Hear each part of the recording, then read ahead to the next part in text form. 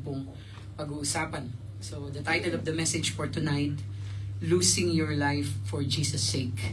So, tama-tama yung pinaawit mo, Brad. Tayo pong lahat ay magsitayo, and let's read from chapter or Matthew, book of Matthew, chapter 16. Salamat pong muli sa inyo pong pagpunta dito upang pong sama-sama po tayong manalangin mamaya. At marami po tayong mga kakilala, mga kapatiran na nasa ang banig ng karamdaman. Dahil po sa may epekto po yung nakaraang bagyo. Matthew chapter 16, verse 24 to 25. Basahin po natin yan. Matthew chapter 16, from verse 24 to 25. Andiyan na po kayo? Okay, basahin na po natin ng sabay-sabay. Ready now, read. Then said Jesus unto his disciples, If any man will come after me, let him deny himself, and take up his cross, and follow me. For whosoever will save his life shall lose it, and whosoever will lose his life for my sake shall find it. For what is a man profited, if he shall gain the whole world, and lose his own soul? Or what shall a man give in exchange for his soul? Tayo pong lahat ay manalangin. Father, we thank you once again sa inyong pong kabutihan. Thank you for taking care of us, and thank you na ingatan nyo kami coming from our work.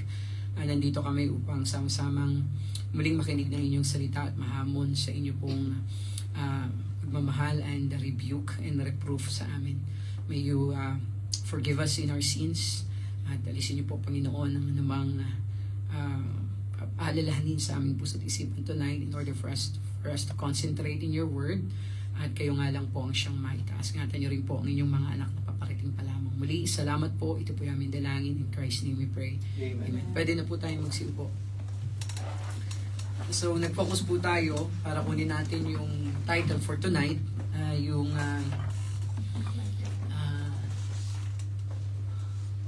meron tayong PowerPoint sana. Sinandun. Wala. Okay. Naka-prepare tayo, may PowerPoint. Tingnan natin. Ano ba ito? Ayun ang ibig sabihin nito, nag-i-sleep lang to. Sleep. Kasi po nag-sleep. Monitor. Kahit yung monitor, nag-i-sleep din. Kaya sa congregation, pwede namang mag-sleep. Wala namang masama. Okay. Yan. Meron tayong PowerPoint. So, nag-focus po tayo sa verse 25. Magandang gabi pong muli sa ating mga minamahal tonight. At nag-focus po tayo dun sa verse 25. By the way, ang ating pong update, sila Sister Baleng, sila Sister Roda, wala na pong tubig dun sa kanilang community. Hindi ko alam si Baleng, pero kasi mas malalim daw doon. Pero nakapasok na Sister Baleng. Yung si Ate Roda nakapasok na rin. Pero please pray, at dinagdag ko din sa ating prayer list. Medyo meron pong sabi nila, outbreak daw ng cholera. At mostly mga sinusugod sa hospital. Kaninang madaling araw na yata yun, Brad? Or hating gabi? Hating gabi. Yung bayaw nila Brother Nim, tsaka nila Hana. Tsaka po yung family niya. Tsaka yung buong family niya. Yung family nung kapatid niya. Dun sa Sharjah. Sila ate dyan, nasa hospital sila. Lahat, pati si Robert. Pati yung mga anak. Pati mga anak. So, kasi nga po, lubog ang Sharjah sa tubig baha.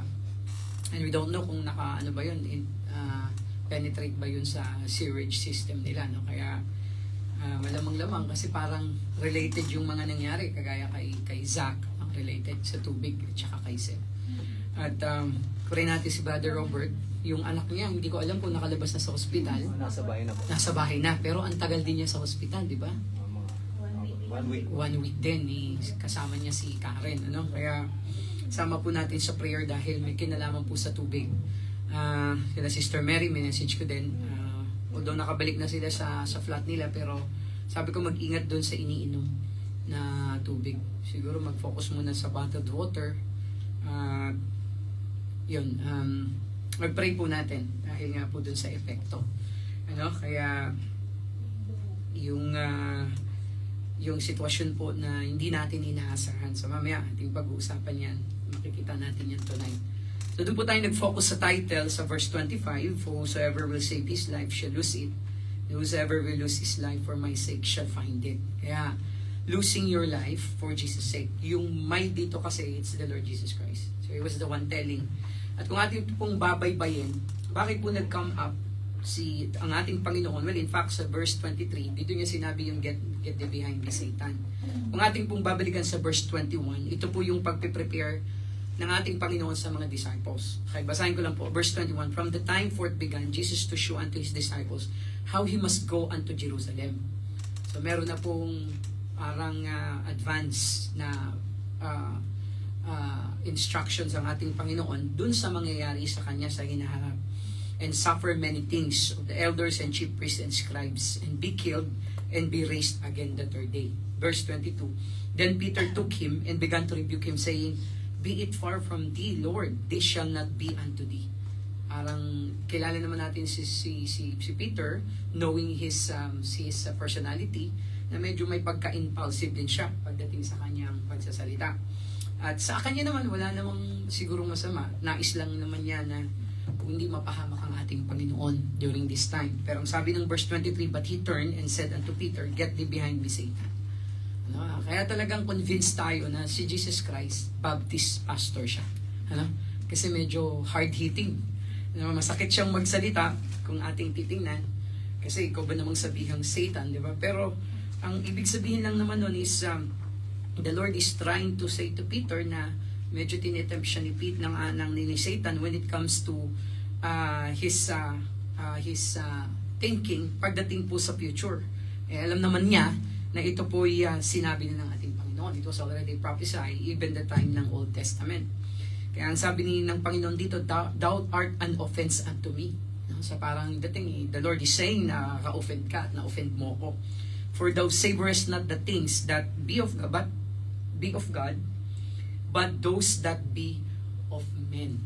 So, ibig sabihin lang na inais lang i-point out ng ating Panginoon, parang puro na lang magiging kaayusan ang nais ni Peter na mangyayari sa hinaharap, pero hindi sa mga bagay na kung saan na may mga challenges or trials. So, yun ang ibig sabihin ng ating Panginoon dyan. So, isang tiyak na hindi dapat natin pakasiguraduhin yung ating pong future when it comes to our life here on earth as a Christian, as a followers of the Lord. Kasi even the Lord Jesus Christ is saying na yung mga smooth sailing na buhay, yung mga buhay na hindi ka dapat mag-alala, yung mga buhay na laging masaya, yan ay pananaw ng mga tao. Okay? Yung buhay na laging komportable, okay? Walang problema. Pananaw yan ng mga tao. Kaya ang sabi niya dito, hindi mo iniisip the things that are of God. So, ibig sabihin, hindi talaga na maaalis na tayo po ay magkaroon ng challenges in life. Yung po yung maliwanag dito, the trials in life. Although this particular topic, the Lord Jesus Christ was saying on His personal trials. Pero sa atin naman po tumutukoy din ito sa ating trials. Okay? Kaya nga ang sabi niya, sa verse 24, sinugundahan niya, then said Jesus unto His disciples, if anyone will come after me, okay, ihanda mo na yung sarili mo. If you are ready to follow me, just be ready also for that consequences of your faithfulness to me. Kasi merong sukli, merong kabayaran. Okay, merong kabayaran. So sabi niya, let him deny himself and take up his cross and follow me. And verse 25, for whosoever will save his life shall lose it, and whosoever will lose his life for my sake shall find it. And then verse 26, for what is a man profited if he shall gain the whole world and lose his own soul? So maliwanag lang na ang tayo bilang mga tao, no, if we're going to think about verse 25, we are trying to look upon our life. No? Meron na siguro kayong narinig ng mga linya, hinahanap ko ang sarili ko. Meron na kayong narinig ng ganyan na tao or kapatid or kamag-anak na nais niyang hanapin ang kanyang sarili. At yung iba pa nga nag-abroad kasi hindi na daw matagpuan yung sarili niya sa Pilipinas, kaya siya nag-abroad. No? Which is, ang pinupunto, if you are going to set aside the will of God in his life or in her life, that person is trying to say, I want to have a good life. I want to have a life that is pleasing, that is comfortable, that I can be able to achieve and to fulfill my dreams and ambitions. Yun ang ibig sabihin nun. Okay? So, kaya hinahanap niya ang kanyang sarili. Pero ang sabi ng Bible, dahil we're talking about here yung common na thinking or perspective ng isang tao. No? I want to be successful, I want to do this, I want to have these dreams come true. 'Di ba? Kaya nga, ang sabi ng Panginoon, sinalungat niya na kung gusto mong sumunod sa akin, yung mga pangarap mo, pansamantala mo yung ilagay sa aking mga kamay. So, I want to clarify, hindi po killjoy ang ating Panginoon. And He doesn't want us na mahamper yung ating mga dreams and success or achievements sa ating buhay or yung mga ambitions. Hindi naman siya killjoy. He wants the best for us. Amen? Yun nga lang, sometimes or most of the times and many times and always, our dreams and our wants is different from the will of God. So yun po yung katotohanan. Iba po yung nais natin sa nais ng ating Panginoon. Kaya nga ang sabi niya dito, the Lord is trying to warn that if you're going to follow me, you are going to lose your life. And if you're going to find your life, which is not following me, or if you're going to follow your life, you're going to lose it. And if you're going to lose your life in my sake, sabihin, pagpapailalim ng ating mga dreams, ambition at pangarap sa Kanya, you're going to find it. Kasi sabi niya sa verse 26, anong kahalagahan, anong silbi ng tao na nakuha man niya ang lahat ng yaman sa mundong ito kung mapapahamak naman ang kanyang kaluluwa. So he's talking about a Christian, he's talking about a believer, he's talking about a Baptist believer here. Kaya gusto nating maintindihan niya. So losing your life for Jesus' sake. Tatlong reasons why is it in losing our lives is living in God's will. Ano ba yung tatlong dahilan kung bakit we are actually willing to lose our own lives or life to live in God's will? So we are willing to exchange the one that we want in that what God wants in our life. Okay? Kaya ano ba yung dahilan kung bakit nakahanda tayong ipagpalit yan? Okay? Tingnan natin sa verse 26. Anong sabi sa verse 26? Medyo iba, nauna yung verse 26. Pero anong sabi sa verse 26? Focus lang tayo sa tatlong verses. Anong sabi ng verse 26? For what is a man profited if he shall gain the whole world and lose his own soul? Or what shall a man give in exchange for his soul? So we are talking about exchanging our life with the Lord. We have our own ambition. We have our own set of dreams. But we are willing to exchange that. Kaya ang sabi nung sa verse 26, if ano po ang kapapakinabangan ng isang tao kung mapapahamak naman ang kanyang kaluluwa. Nasa kanya na nga ang lahat. So sa ating Panginoon, since na tayo ay tumanggap sa Kanya, bilang isang tagapagligtas, we're not going to lose eternal life anymore. Actually, we are going to gain it in the near future. Kaya, first reason kung bakit we are willing to lose our life in order to live in God's will, because it's the safest, or it's safe or safest. Ito yung pinaka-safe na kinalalagyan ng isang tao. Kasi sabi niya sa verse 26, nasa iyo nga ang lahat, mapapahamak naman ang kaluluwa mo, anong silbi niyan? Hindi siya safe. Well, you're in danger. Tama? At ang sabi pa nga sa Bible, I forgot the verse kung saan siya. Sabi ng Panginoon doon, matakot ka doon sa pumapatay, not only the flesh, but also the soul. Huwag kang matakot doon sa pumapatay ng laman. You're going to be prepared and afraid to those who will kill the body and the soul. Kaya gusto nating maintindihan yan, mga kapatid. Why is it that we want to follow the Lord and lose our own life? Because it's the safest. Okay? It's the safest. Bakit masasabi nating ligtas? Or talagang walang sinasabi nating kapahamakan? Kasi nga, when we die, we can be assured that we are going to heaven. We're not going to lose our soul because we exchange it with the Lord. Tama? Kaya, sa ating panahon, mga kapatid, mapansin natin, no one is safe nowadays. Kaya nga, we are not ceasing to preach the gospel to other people kasi gusto rin natin naman maging safe sila. Kasi ano po ba yung hinahangad ng tao ngayon? No? Kaya nga nauso yung mga safety measure. Meron na mga CCTV ngayon. At ultimo ngayon sa sasakyan, Sir Jim, dati naman hindi required yung fire extinguisher. Ngayon, required na siya. Medyo maliit nga lang yung pag bumili ka ng sasakyan, Brad, meron na yon. Pati yung triangle, Sir Lance, kasama na yun. Sabi ko sa inyo to kasi matatanda na yung sasakyan nyo.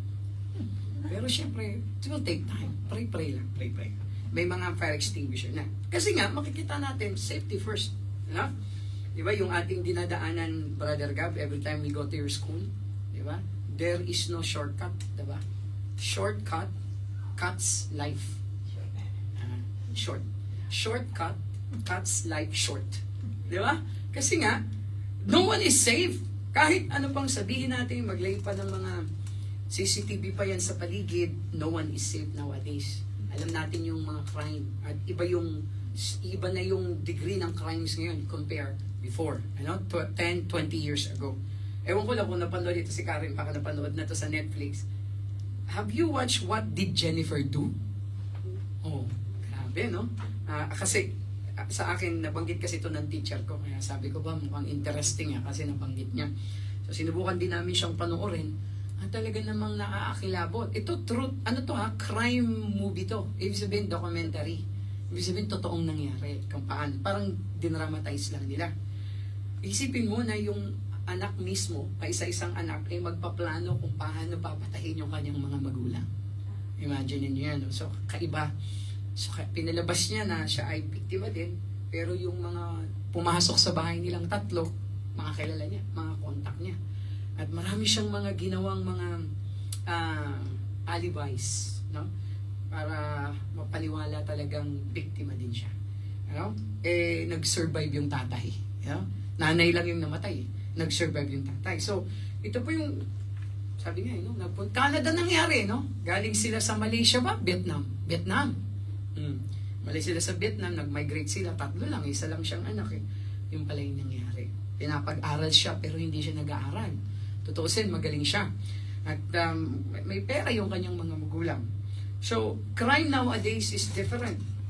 Even inside the household. Sinong magsasabi na ligtas sa tahanan? Hindi na ligtas. Amen po ba? Kahit membro ng pamilya. Ano po? Yung nangyaring nakaraan lamang, yung tubig ngayon sa Sharjah, it's not safe to drink. Pero kaya we have to pray for the government.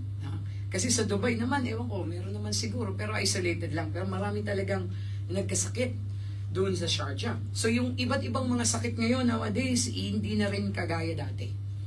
No one and nothing is safe now. Sickness, nag-i-evolve. Yung COVID, di ba? Yung COVID, nakita natin dyan.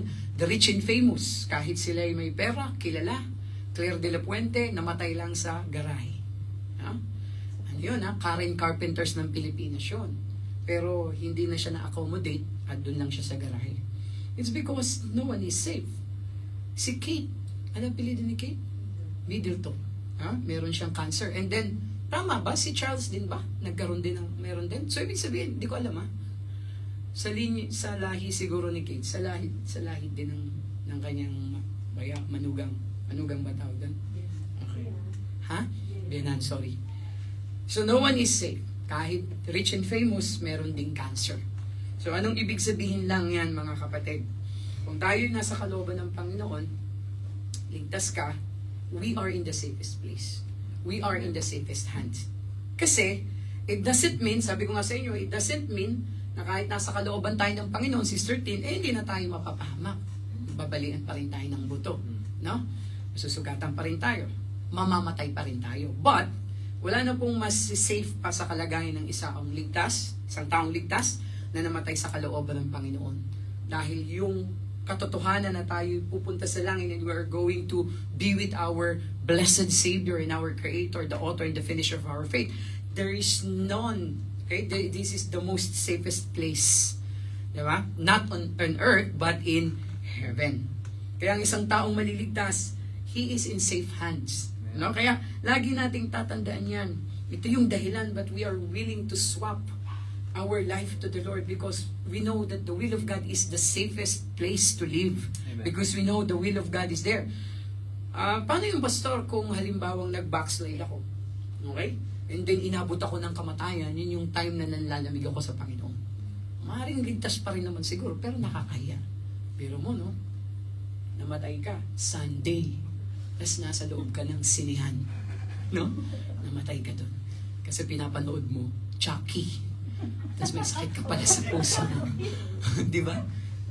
Biglang, kasi yung nakakatakot yung sakit na yung sa ulo. Aneurysm. Aneurysm. Bigla nila. Si Paulo namatay bigla. Ano ba yun? Pinanood kami, bigla siyang namatay. Pumutok pala yung ugat dito, no? Inatake. So, medyo ano na ngayon yan. Usong-uso na ngayon yan dahil nga nag-i-evolve na rin ang karamdaman. Imagine mo yun. Namatay ka, wala kang Sunday, namamasyal ka marahil, nagsha-shopping ka, ang daming bit-bit Sunday, namatay ka, inatake ka. Wala ka sa looban ng Panginoon. No? Hindi naman natin pwedeng sabihin, Lord, minsan lang naman ako mag-shopping, dito pa ako inabutan. No? So kung wala tayo sa kalooban ng Panginoon, nakakalungkot lang yan. But we are in the safest place kung tayo naman po ay ligtas. Always remember, we are in the safest place, but it doesn't mean we are exempted with the sufferings and heartaches. You know? Though we experience sufferings, but it is still safe. Meron pa rin kaligtasan sa ibig sabihin sa kalagayan natin yan. At meron tayong protection. Meron tayong pinangako ang Panginoon na pwede nating panghawakan. Hindi man tayo mamatay during the time ng, sabihin na natin, mga uncontrollable situation in our life, kagaya nung bagyo, di ba? Hindi man tayo na-trap. Ibig sabihin, hindi tayo kasama dun sa mga na-trap. Hindi tayo, ibig sabihin na nasunog yung ating sasakyan, whatsoever. Sabi nila, kasi hindi mo pa naman oras. Yes, it is in the hands of God, it is in the will of God. Pero mga kapatid, as a Christian, meron kasi tayong pinanghahawakan. Ano? Nandiyan ang salita ng Panginoon. Let's read this. Psalm chapter 91 verse 1 to 8. Kaya, kung hindi man tayo kunin ng ating Panginoon, we can actually always ask the Lord in prayer doon sa mga pinangako niya na po pwede nating dependahan ng ating pong mga buhay. Psalm 91. Psalm 91. Actually, this was the prayer of David. Psalm 91 verses 1 to... Alam mo kung bakit niyo po memorable tong verse na to sa akin. Memorize ko to no? He that dwelleth in the sacred place of the Most High. Chapter 91 verse 1. Kasi Sister Michelle, nung ako'y nagtatrabaho sa ACE, bukod sa pagiging janitor, messenger din ako. Tapos sabi ng pastor ko dati, si Pastor Joey, sige, kasi nagdideposit ako ng mga pera noon, 100 to 500,000. Cash yun, ha? Hindi pa uso yung transfer noon, online. Hawak-hawak kayo, Sister Karen. Bumibiyahe ako galing sa Alabang, na doon sa Las Piñas, pabunta ng Alabang, RCBC. Okay, nagkaroon pa ng hold up pa noon. Kaya talagang kabado ako. Sabi ko, Pastor, pag-pray mo naman ako. Sabi ni Pastor sa akin, sige, bibigyan kita ng Bible verse. Okay, bukod sa magpe-pray ka, syempre, pero ito yung lagi mong i-memorize. Every time na nagta-travel ka, dala-dala mo yung cash. Anong sabi doon? Verse 1, He that dwelleth in the secret place of the Most High shall abide under the shadow of the Almighty. No? So basahin na natin pababa. Verse 2, I will say of the Lord, He is my refuge and my fortress, my God, in Him will I trust. Surely He shall deliver thee from the snare of the fowler and from the noisome pestilence. He shall cover thee with His feathers, and under His wings shalt thou trust. His truth shall be thy shield and buckler. Thou shalt not be afraid for the terror by night, nor for the arrow that filleth by day, nor for the pestilence that walketh in darkness, nor for the destruction that waiteth at noonday. 1,000 shall fall at thy side, and 10,000 at thy right hand, but it shall not come nigh thee. Verse 8, Only with thine eyes shall thou behold, and see the reward of the wicked. Napansin yung ating mga binasang verses. Iba't ibang uri ng kapahamakan. No? It was mentioned the pestilence. It was mentioned there. So, karamdaman yan, viruses.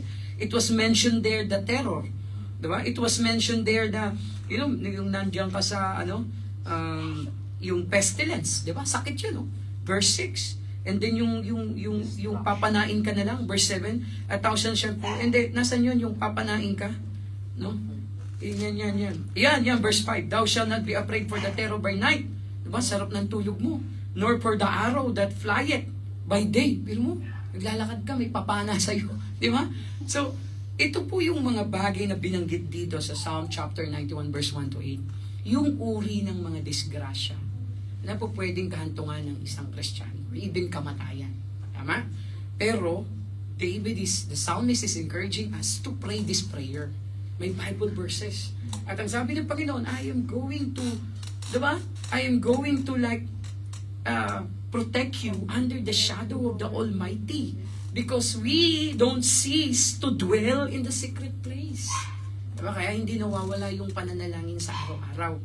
Kasi alam natin kung kalooban ng Panginoon, mapahamak tayo, kalooban ng Panginoon, di ba? Mabangga tayo, whatsoever. Pwede naman yun. Pero, meron tayong panalangin. At meron tayong Biblia na ating binabasa araw-araw. And then every time we step out, Lord, kalooban niyo po ang masunod. Ilayo niyo po ako sa kapahamakan. Tama?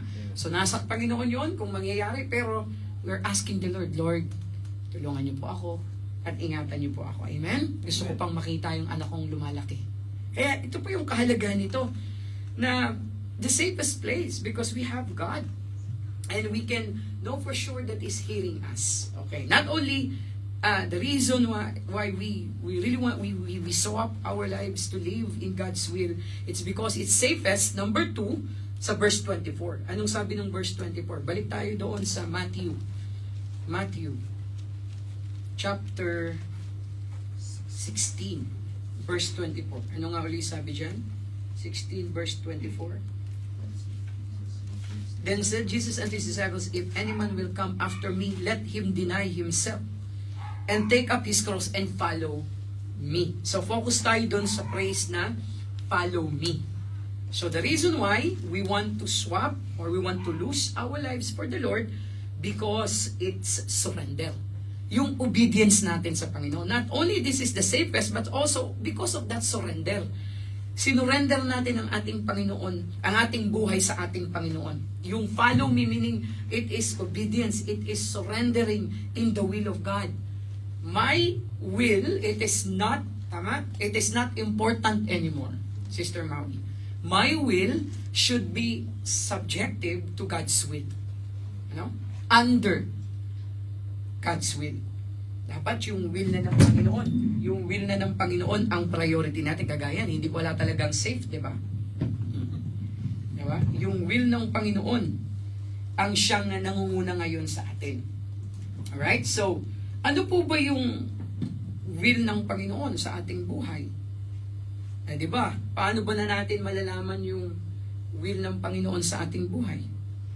Paano? Nandiyan na ang Bible. So, this is the revealed will of God, the Bible. Kaya, if we're going to say to the Lord that we are surrendering to the Lord, we must be willing to obey the Lord. We are becoming obedient to the Lord.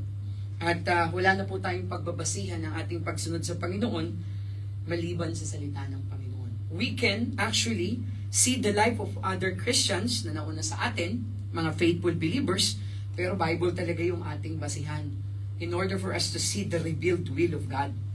Okay? Kaya ang sabi niya, follow me. So we want to follow the Lord. We want to surrender. Okay? At yung obedience na yan ay mahalaga po yan sa atin, sa ating buhay bilang mga Kristiyano. Dahil po ang Panginoon, we were actually commanded by God sa kanyang revealed will sa Bible na ating pong dapat sinusundan. Kasi nga, nag-exchange na tayo ng ating buhay sa Panginoon. So, we are willing to obey Him. Kasi kung hindi natin sinurrender ang ating sarili, yung sarili pa rin natin yung ating nasusunod. So, ano naman yung mga bagay na masasabi nating kalooban ng Panginoon sa ating buhay? Marami po, pero ito lang po yung mga ilan. Una, 1 Thessalonians chapter 4 verse 3. Hindi po lahat, na nandyan sa dinagdag ko na lang yung iba. Tulungan nyo na lang po ako.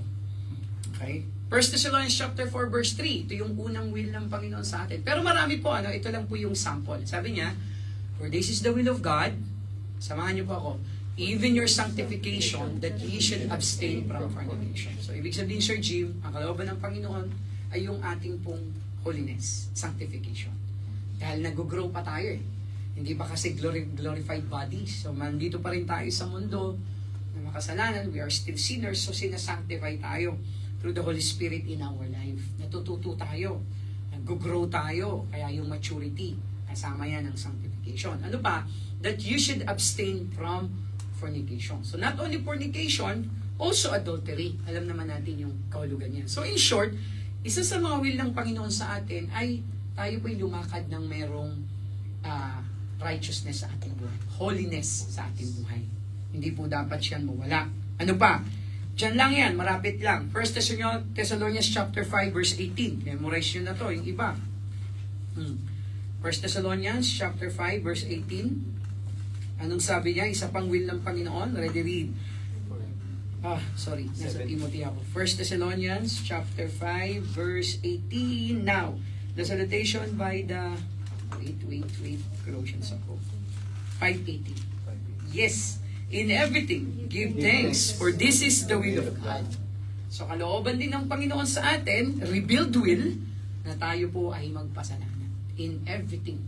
No? So ibig sabihin, Sister Mau, kung hindi ka makukuha doon sa interview mo ngayon, in everything give thanks. Ano yung dapat mong ipagpasalamat doon? Kasi di ba sa mga tao, if we don't have Christ, gagalit, no? Yung iba nagbabad mouth pa. Akala mo naman, magaling to. Magaling naman ang mga sagot ko. Diba? Ba't hindi ako nakuha? Eh yung siya naman, yung katabi ko nga, hindi naman planchado yung suot niya. Siya yung natanggap. Diba? So magbabad mouth tayo. So tayo, in everything give thanks, kahit hindi makuha si Sister Mau, alam mo na gagamitin ng Panginoon yon para sa ikatututo mo. Mamaya, meron, yung sa susunod, no? Meron pang sasabihin tayo dyan sa susunod. Alright? So in everything give thanks. May mga good things na mangyayari sa atin and then merong not so good things. At ang sabi ng ng Bible, in everything give thanks. Ano pa? Romans chapter 12 verse 2. Tayo doon. Romans chapter 12 verse 2. Ito, alam niyo rin ito eh. Therefore, sabi niyo doon? Tama ba? Therefore ba? I beseech you pala, therefore. Okay? Pero verse number 2 yan. Verse number 2, Romans 12, and be not conformed to this world, but be ye transformed by the renewing of your mind, that you may prove what is the good and acceptable and perfect will of God. Paano daw natin malaman, bago natin makita yung good and acceptable, perfect will of God, dapat magkaroon ng renewal or renewing ng ating pong kaisapan. At marirenew yung ating pag-iisip if we're not going to conform on this world.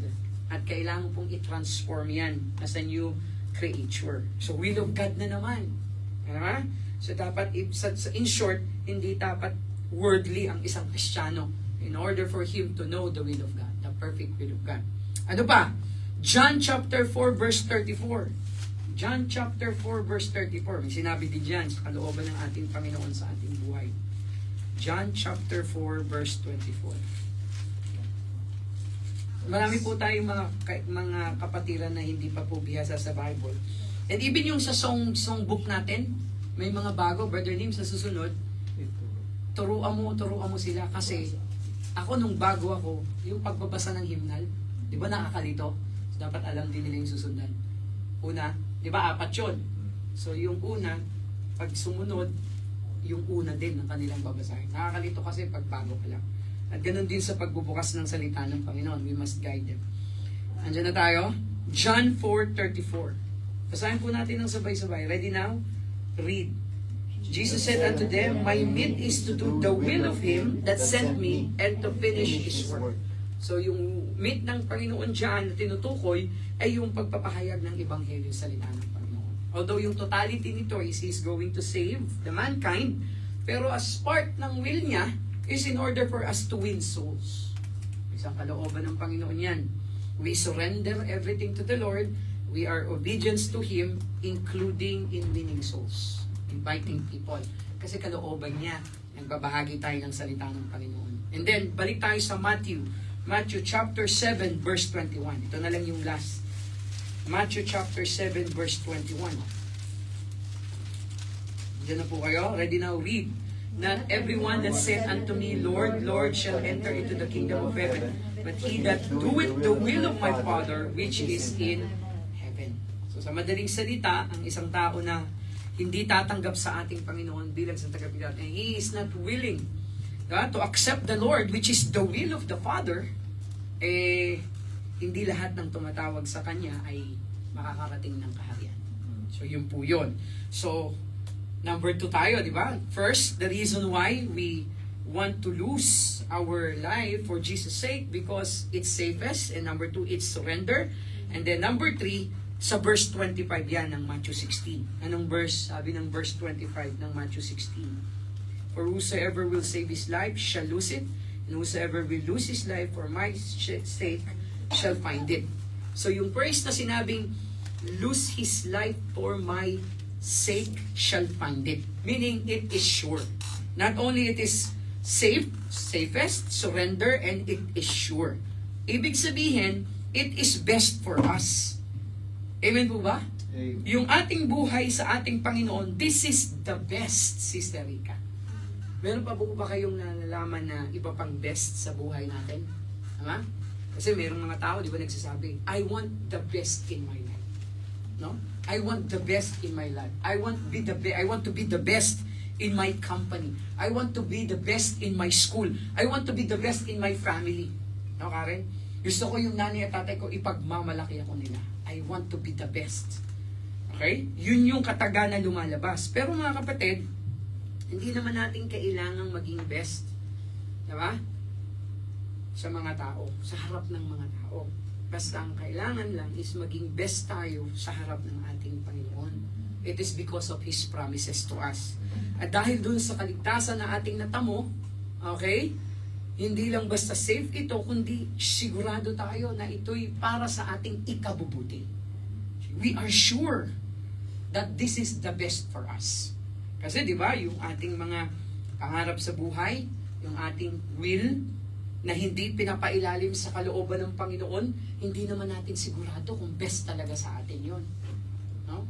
Kumuha magpagiging nurse, hindi natapos. Naging IT, naging bumalik uli sa medical, naging call center, iba-iba eh. Kasi di nga natin alam kung ano yung mahalaga at maganda sa atin.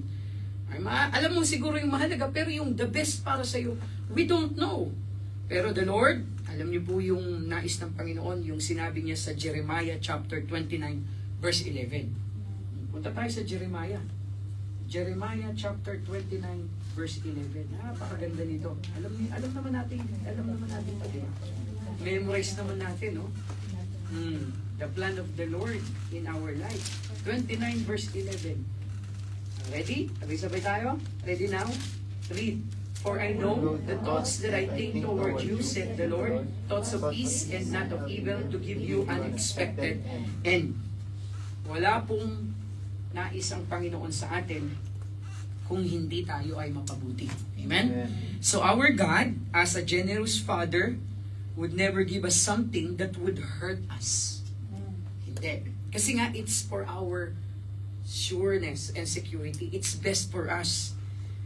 Hindi po para sa ikasasakit natin. Kasi alam nyo, yung sinabi ko kanina kay Sister Mau na example, even the bad things, the not so good things na nangyayari sa ating buhay, alam nyo ba that God allows that to work for our best?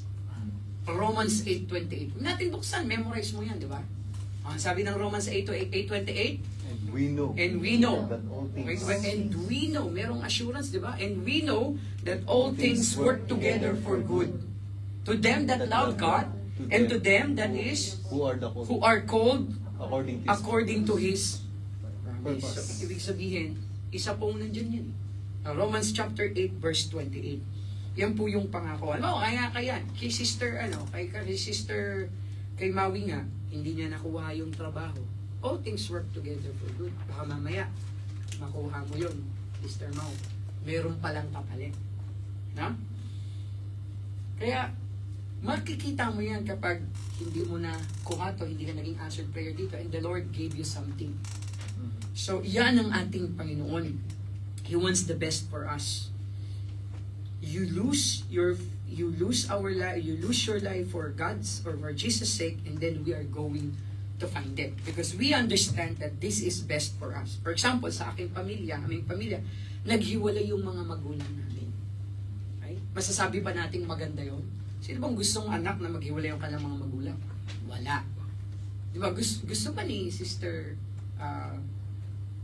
Rica na, di ba, yung kanyang tatay, di ba?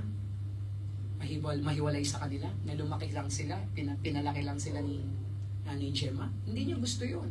Kahit wala tayo sa Panginoon, di ba? Kahit ayaw natin na mawala ng nanay at tatay. Pero alam niyo ba, minsan, madalas ginagamit ng Panginoon yun. Sabi ko nga, pag nag-usap kami mga kapatid, kung wala kami, Sister April, kung buo ang pamilya namin, malamang hindi kami nakakilala sa Panginoon. Tama po ba? May mga ganung posibilidad. Kasi nga, magbabago eh. Nahiwalay kami sa aming pamilya noon. Nakita namin kung paano kahirap, mawalan ng magulang, at nanay, tatay, kung paano mag-away yung mga magulang sa harap mo, masyadong masakit sa amin yun. Kaya hindi kami huminto sa pagpupursige, okay? Na lumaban sa buhay. And we thank the Lord for that. Hindi siya maganda. Diba? Masakit. Diba? Tapos nagkasakit pa si Ateneng. Ang daming mga pinagdaanan at talagang muntik na siyang mamatay. Never. Kailangan namin lumapit sa mga government politicians para lang masuportahan siya. Wala eh. Wala kami sa church. Wala. Pinagamot siya sa mga albularyo. Narating niya pa yun sa Pampanga. Karen, si ano? Junel? Sino yun? Yung merong aparisyon? Sino yun? Pangasinan? Lain mo, biglang yumaman. Taglang nanluloko ka na parang seryoso kung panluloko mo. Yayaman ka talaga. Diba? Kaya, manloko kaya tayo siya. Siya magaling itong manloko na hindi halata eh. Yung sure niya kasi. Ano? Magaling umarting ba? Umarting. So, kung saan-saan albularyo na yung pinagamot. Pero akalain nyo na nakarating pa siya sa abroad. No? At hindi namin talaga akalain. So hindi lang sa amin. For sure sa pamilya nyo rin po. Kaya ikaw, Sister Rica, for example lang, diba? Di natin talaga pwedeng isisi sa mga nangyari sa atin in the past. Kasi nga, minsan ginagamit ng Panginoon because it's for our best. Ang blessing doon, Sister Rica, nagkaroon ka ng godly mom na tumaguyod sa inyo. Kahit ang hirap ng buhay niya bilang kasambahay. Ano? At kung minsan, naranasan ko yun, mahirap magtrabaho sa kamag-anak mo. Mahirap magtrabaho sa ministry, mahirap magtrabaho sa kamag-anak mo. Na yung nagpapasweldo sa'yo, kamag-anak mo. Naranasan namin yan. Okay, kaya wala kang magawa. Okay, kaya all things work together for good. Pinapadaan lahat yan sa panalangin. Darating ang panahon. Diba? Hindi na tayo sisikatan ng araw. Diba? Diba? Bukas luluhod ang mga tanak. Yan, mga ganun ba? Mga Sharon Cuneta. Diba? Pwede natin mapalad. Diba yan? So, ito yan ha. Ano ba? Sa work. Si Sister May. Sa work, si Sister May. For 12 years ha. Nagkaroon siya ng indifferent to Sister Maui. For 12 years. Umiiyak yan, nagpipray kami. Kasi mga naglilingkod kami sa Panginoon. Tinanggap niya yung work na to. Kaya sabi ko, you have to honor your work. You have to honor the contract. So, until such time na makalipat ka. Pero for 12 years, tiniis niya. Iba talaga. Di ba? Siguro, kung ikukumpara mo sa ibang mga Kristyano, diba? Sa ibang mga tao, iba-iba talaga ng patience. Sister May, grabe yung patience niya. Pero I thank the Lord na lahat na ginamit yun para maging handa siya sa pagtitiwala ng Panginoon. Dahil siya'y naging matapat sa maliit na bagay and then in-honor ng Panginoon yung kanyang sakripisyo, yung kanyang hirap. Diba? Because the Lord wants the best for her. 12 years yun, ha? Marami nang umayaw doon sa amo na yun. Pero kinaya niya sa biyaya ng Panginoon. Diba? Kung minsan, napipika na rin kami, Brother Manuel eh. Gusto kong minsan abangan lang, saksakin ko ng ice cream. Sabi ko, sa taba nito, hindi ako sasablay dito. Diba? Pero all things work together for good. So kung dati, maraming trabaho, tas yung boss, naninigaw, indifferent, very difficult boss, horrible boss. Sa ngayon naman, napakabait ng boss. Ano? Sabi ko, baka magreklamo ka pa ha. Mabait na yan. Sobra namang trabaho dito, daddy. Okay tayo magreklamo. At least yung boss mo maayos. Ha? Kasi kahit hirap ng trabaho, no Karen? Kapag maayos ang boss, kayang-kaya natin yan. Pero dahil nga, all things work together for good. So kung ano man yung kinalalagyo mo ngayon, dahil pinirmahan mo yan, huwag mong sukuan yan. Ano? As a Christian, you have to finish that. And tingin mo ang mangyayari. Kasi mo, kalooban ba ito ng Panginoon? Bakit ito ba kinuha ko? Diba? Parang gusto ko na yatang mag-backslide ha. Hindi. Ang Panginoon ang nagsabi that if you're going to lose your life for my sake, you're going to find it. At as we close, sabi nga ng awitin, His word will stand, His word will stand. Though stars should fall and mountains turn to sand, though no man believes Him, still God will be true. His promise is sure, His love will endure, and forever His word will stand. So kung naniniwala kayo na walang ibang inisip ang Panginoon para sa ikabubuti natin, say amen. Amen. Because He wanted the best for us. At kung nahihirapan ka ngayon, it's maybe because of part of your decisions in life in the past. Pero all things work together for good. And He really wants us to be the best, or He wants us the best. He wants the best for us. So mga kapatid, I hope and I pray na maging baon-baon natin ito. No? Take away po natin ito tonight. At sa mga naka-online, naka-FB Live, na wala na pong mas ligtas pa sa kalooban ng ating Panginoon. Wala na pong mas masaya at fulfilling na i-surrender natin ang ating buhay sa Panginoon. At wala na pang mas best pa kung hindi yung naglilingkod tayo sa ating Panginoon. It doesn't mean na hindi tayo exempted sa mga kahirapan. We will still experience that. But at the end of the day, the Lord wants the best for us. At gusto niyang i-honor yung sakripisyo natin in the past. Kaya, Sister Michelle, ako'y nagpapasalamat sa Panginoon nung nag-message ka about that. I'm one happy pastor nung nalaman ko yung... Kasi nung kailangan mong bumili ng sarili mong visa, sabi ko, nag-usap kami ni May habang bago kami mag-pray. Sabi ko, grabe naman, nawala na nga sana siya ng trabaho, di ba? In-honor na lang ng company yung kanyang, di ba? Yung kanyang, ilang taong ka doon? Sa Kings, ilang taong ka? Wala pa naman. Pero ibig sabihin, hindi naman kagustuhan na mawala ng trabaho, di ba? Yung asawa. So, parang konsuelo na lang sana. Kailangan nyo pang magbayad. Diba? Kaya sabi ko, pray lang natin. Akalain mo na mabuti ang Panginoon. Amen? Mabuti ang Panginoon. At sabi ko nga, kalooban ng Panginoon kasi hindi naman maaapektuhan yung Sunday mo at mapagpapatuloy mo pa rin yung pag-serve. At pumirma na siya po ng antibiotic para sa gamot ng kanilang alaga. Okay, tayo pong lahat ay manalangin. Let's thank the Lord. Straight na po tayo sa ating pong prayer meeting. Lord, salamat.